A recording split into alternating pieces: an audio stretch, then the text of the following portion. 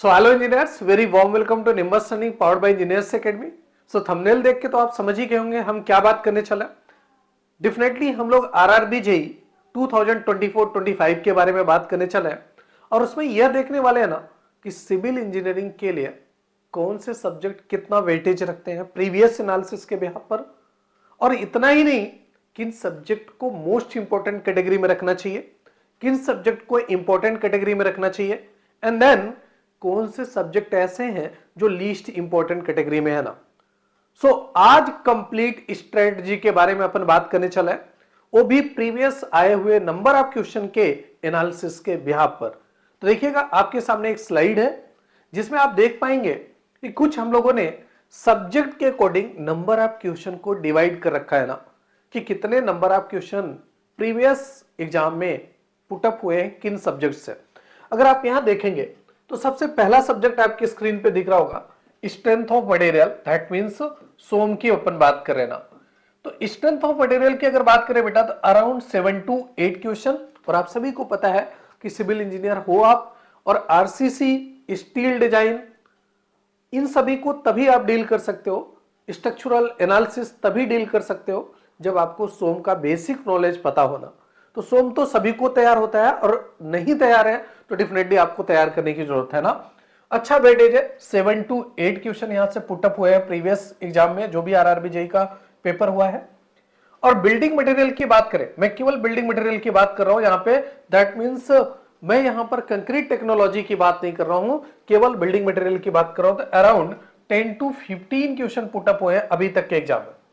अगर environmental engineering की बात करें तो 10 से 12, ये भी एक अच्छा वेटेज रखने वाला है, एक अच्छा नंबर ऑफ क्वेश्चन यहां से भी पुटअप होता है। और आप सभी लोग जानते हो कि इन्वायरमेंटल इंजीनियरिंग में फ्लूइड मैकेनिक्स के कुछ कॉन्सेप्ट यूज होते हैं ना। Next one is the concrete and RCC, 8 to 10 question put up हुए हैं।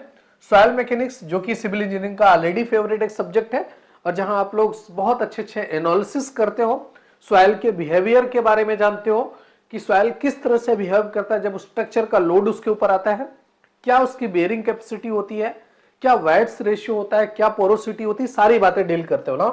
तो सॉइल मैकेनिक्स का भी अच्छा वेटेज है। अगर मैं इन सभी सब्जेक्ट को एक साथ बात करूं, that is a most important subject ना बेटा, that is the most important subject ना। ये सभी के सभी आप मोस्ट इंपॉर्टेंट कैटेगरी में रखो। और डेफिनेटली सबसे पहला आपका काम होना चाहिए कि इन बचे हुए दिनों में आरआरबी जेई को अगर टारगेट करना चाह रहे हो तो सबसे पहले इन सभी सब्जेक्ट को प्रिपेयर कर लो। और अनदर एग्जाम में भी आप देखते हो कि इन सभी सब्जेक्ट से अच्छे क्वेश्चन पुटअप होते हैं। देन अगर एस्टिमेटिंग कास्टिंग की बात करें तो बेटा एस्टिमेशन एंड कास्टिंग से number of question as per content, मतलब एक तरह से बात की जाए तो एस्टिमेटिंग और कास्टिंग में बहुत कम कंटेंट पढ़ने को मिलता है आपको और उसके बिहाफ पे 5 to 6 क्वेश्चन अच्छा इंपॉर्टेंट रखता है ना। अब 100 पेज की नोट्स में 5 to 6 क्वेश्चन पुटअप होने वाले हैं और इसके क्वेश्चन तो श्योर होते हैं कि किस टॉपिक से क्या डील करने वाला है ना। ठीक है, तो ये भी एक अच्छे कैटेगरी में रख सकते हो। हाँ, इंजीनियरिंग ड्राइंग के बेसिक नॉलेज जो कि आपके एग्जाम में आने वाले हैं, अगर आप देखोगे ना तो इधर से एस्टिमेशन, कास्टिंग और engineering drawing and then fluid mechanics, आप इन 3 सब्जेक्ट को इंपॉर्टेंट कैटेगरी में रख सकते हो कि हाँ सर हम मोस्ट इंपॉर्टेंट पढ़ लेंगे, देन इंपॉर्टेंट सब्जेक्ट को हम यहां से डील करेंगे। अब अगर आप लिस्ट देख पा रहे होंगे तो surveying, irrigation, highway engineering, railway engineering और स्ट्रक्चरल एनालिसिस, आप सभी को पता होगा कि सर स्ट्रक्चरल एनालिसिस पढ़ना तभी पॉसिबल है जब मुझे सोम के कॉन्सेप्ट पता होंगे। और इतना ही नहीं, अगर मुझे आरसीसी भी पढ़ना है तब भी वहां पर सोम के कॉन्सेप्ट अप्लाई होते हैं और डेफिनेटली स्टील स्ट्रक्चर में भी सोम के कॉन्सेप्ट अप्लाई होते हैं। तो वैसे भी सोम आपका एक कोर सब्जेक्ट है, अगर जो आपको पता है सोम के बारे में, अगर आपको नॉलेज है तो डेफिनेटली आप डिजाइन के सारे सब्जेक्ट को डील कर सकते हो ना। अगेन बात करते हैं तो आप देखो इन सभी सब्जेक्ट को, अब आप ऐसा सोच लो, मैं अगर इसको लीस्ट इंपॉर्टेंट कैटेगरी में रख दूं तो आप इन्हें लास्ट में डील कर सकते हो ना। तो आपका सीक्वेंस क्या होना चाहिए सब्जेक्ट को प्रिपेयर करने का इन बचे हुए दिनों में? तो बेटा डेफिनेटली ये जो आपके 5 सब्जेक्ट दिख रहे हैं ना, इन 5 सब्जेक्ट को सबसे पहले प्रिपेयर करो, क्योंकि नंबर ऑफ क्वेश्चन के वेटेज यहां से ज्यादा है।